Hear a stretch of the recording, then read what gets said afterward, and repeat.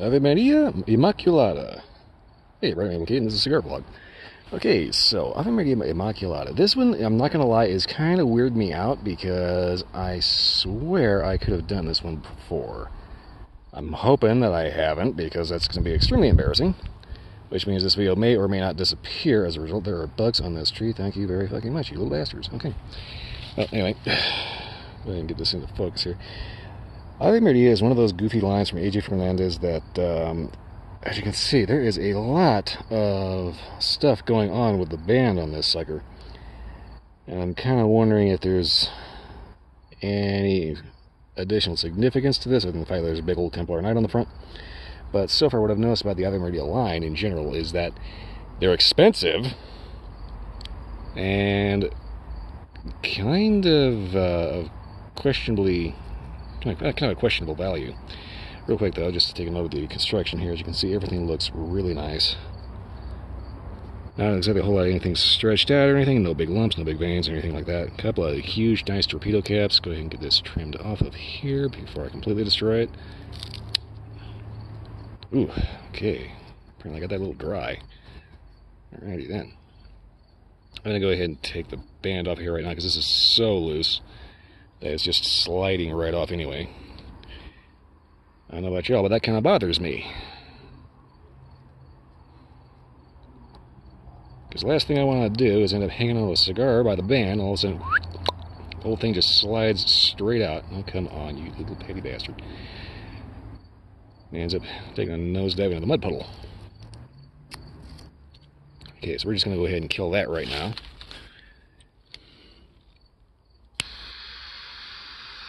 Try to stay in frame. Right now the sun is also beating a hole in the back of my neck. Alright, I've got to check the humidity on my humidor that I got this stored in because that just kind of got a little scorched.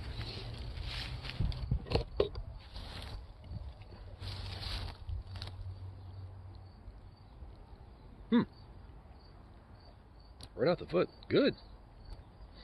Slightly sweet with a slightly creamy note. And, oh, there's something in the background of that. I want to say a little touch of spice on the very, very tail end of that.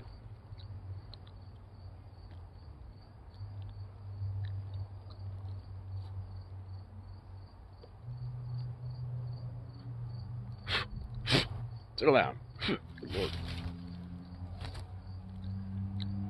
Yeah. Light, sweet, clean tobacco with just a slight creaminess to it. I have got my camera a little off, so I'm kind of trying to hold it up and looking at the ground instead. Okay. Well, anyway, I'm going to go ahead and smoke this down at the first inch, provided I don't just, like, you know, take one puff and because it's a little bit of a messed up light, plus a tad on the dry side. So that's my fault, by the way. Well, anyway, I'm going to go ahead and smoke this down at the first inch and see if anything wakes up.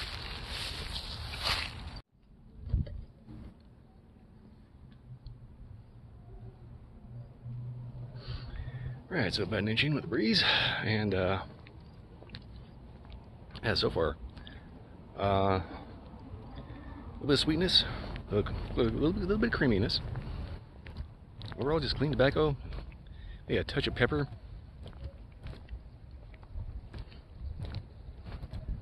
I'm trying to figure out what else is actually going on in this.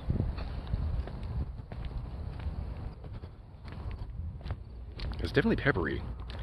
This is one of the problems I've always had with the Ave Marias here is the fact that they seem to be a little overpriced for what you get.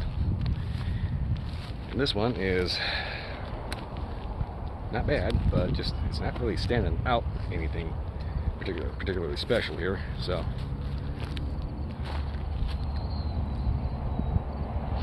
I have to try to think about it, what kind of flavors I'm actually getting off of this. Not much.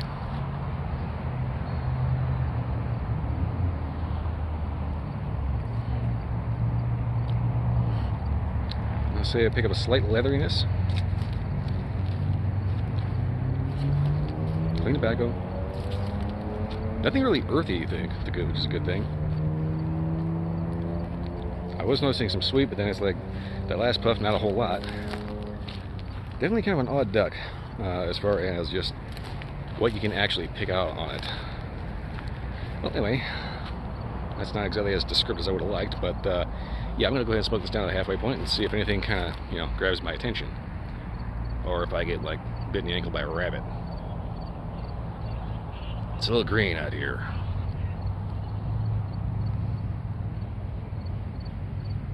You can't see them, but they're there, hiding in the grass. Rabbits. And I'll get back to the halfway point.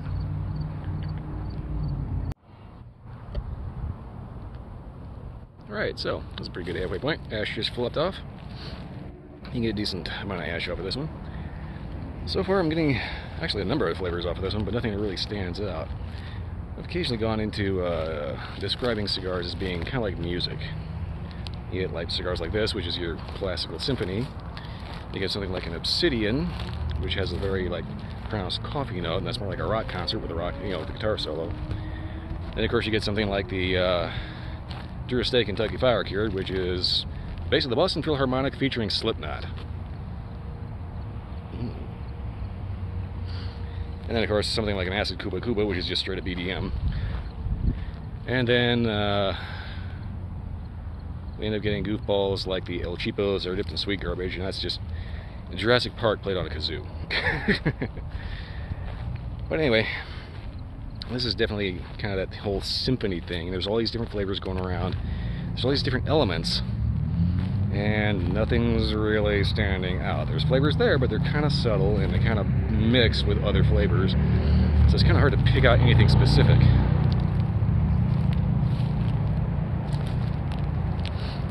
You get nice clean tobacco, you get leather every so often, occasionally you get a little bit of pepper.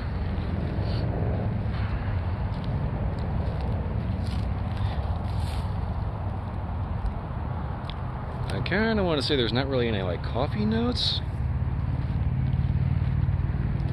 I would definitely recommend pairing this with something like a whiskey. I think that would be appropriate. Well, anyway, I'm going to go ahead and smoke this down in the nub here and see if anything stands out, if I can maybe define the flavor of this a little bit more. Because otherwise, it's definitely interesting because of how much is going on. I just kind of wish it would, you know, turn the volume up a little bit. Well, anyway, back to the nub. Okie doke. This figure's about as good a point to wrap this up. Seeing as I'm not getting so much good flavors out as much as just hot washed out tobacco. But yeah, like I said, nothing really stood out as being particularly, you know, attention worthy. You know? It's like I said, it's kind of like one of those big old symphony cigars. You know, there's a lot of different flavors that you're going to have to be paying very close attention to actually figure out.